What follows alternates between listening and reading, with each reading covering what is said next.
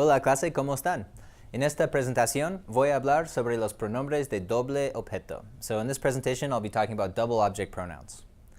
So as you recall, pronouns replace nouns in sentences, and we use pronouns to avoid repetition. So direct object pronouns replace those nouns that receive the action of the verb in a sentence. For example, if I say Ana compra un libro, I can replace un libro with lo and get Ana lo compra. Indirect object pronouns, as you recall, replace those nouns to whom or for whom an action is done. So for example, Ana compra un libro para mí can be changed to Ana me compra un libro. So what happens when we use both indirect and direct object pronouns in the same sentence? Well, we can do that, but when we do, we always have to make sure that we follow a certain order with the pronouns. And it's always the indirect object pronoun first, followed by the direct object pronoun. So id or id, if you want to think of it like that. So here are the indirect object pronouns in Spanish. Okay, we have me, te, and we never actually use le when we're combining indirect object pronouns with direct object pronouns. So you have to use se instead. Followed by nos, os, and then again you never use le, so you have to use se instead. And the direct object pronouns are here, and when we use them in combination with indirect object pronouns, we're only going to use lo, los, la, or las. So let's look at some more examples. Here I have Ana compra un libro para mí. So I have both a direct object and an indirect object in this sentence.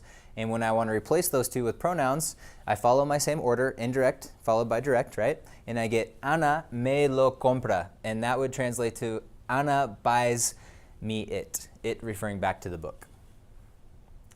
So when you're using double object pronouns, you always change the le and the les to se, just like I mentioned previously. So more examples of that. Pati da una manzana a Alfonso. Okay? So if I were to just replace the indirect object of the sentence Alfonso with a pronoun, I would get le, and that would be Pati le da una manzana.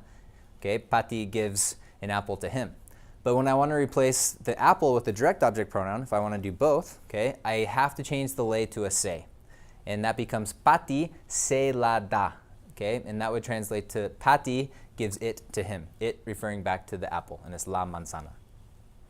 So an easy way to remember that is just to recite the phrase, you can't lay low. You can't lay low. You can't have any combination of lay low, lay la, lay los, or lay las. So what happens if there are two verbs in the sentence?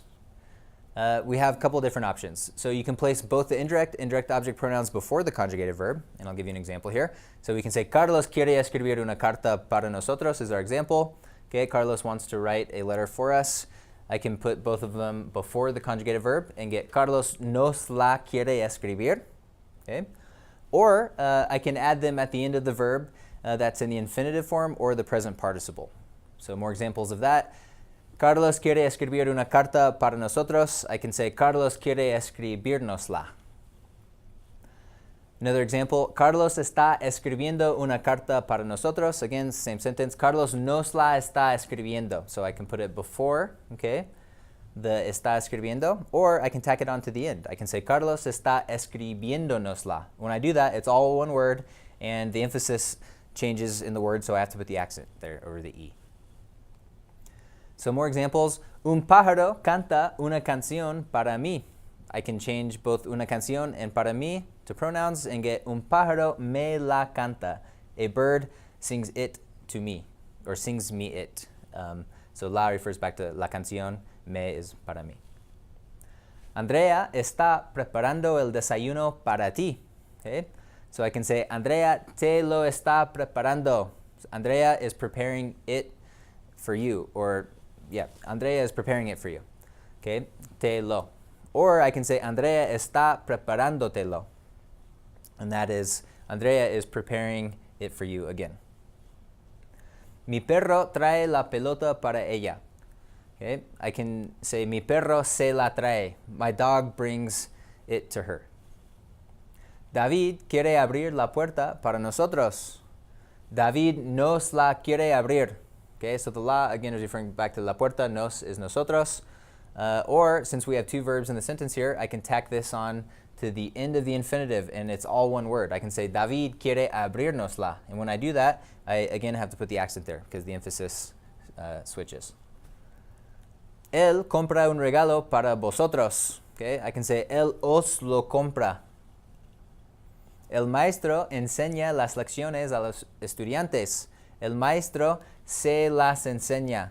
Okay, so here, remember, you can't say les, las. That's not allowed, so I have to change the les to the se there. Can't lay low. So since se is used for 6 different pronouns, okay, it can be either él, ella, usted, ellos, ellas, or ustedes, it can be a bit ambiguous. So that's why sometimes you can add emphasis to the end of the sentence to make it less ambiguous. And the way you do that is by adding an a and then either a pronoun or a noun at the end. So for example, mi hermano dio las llaves a Daniela. I can say mi hermano se las dio a ella, or I can say mi hermano se las dio a Daniela. And that's just to clarify who this se is referring to. Okay, so I hope that clarified some confusion. Muchas gracias, clase, y hasta la próxima.